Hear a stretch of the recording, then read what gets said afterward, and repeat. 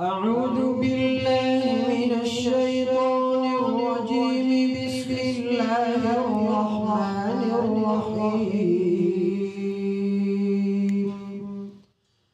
فلما فصل طالوت بالجنود قال إن الله مبتليكم بنهر فمن شرب منه فليس مني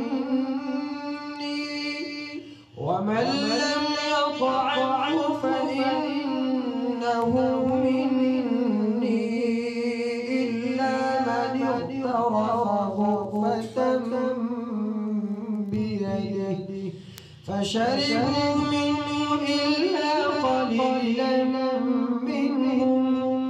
فلما جاوزه هو والذين آمنوا معه قالوا لا طاقة لنا اليوم بجالوت وجنوده. قال الذين يظنون أنهم ملاقو الله كم من فئة قليلة غلبت فئة كثيرة بإذن الله والله مع الصابرين.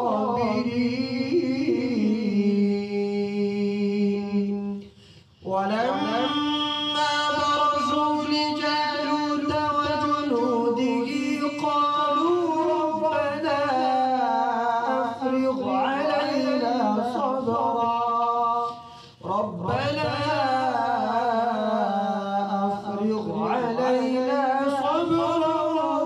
وثبت أقدامنا وانصرنا على القوم الكافرين. فهزموهم بإذن الله وقتل داود جالوت وآتاه الله الملك والحكمة وعلمه مما يشاء. ولولا دفع الله الناس بعضهم ببعض لفسدت الأرض ولكن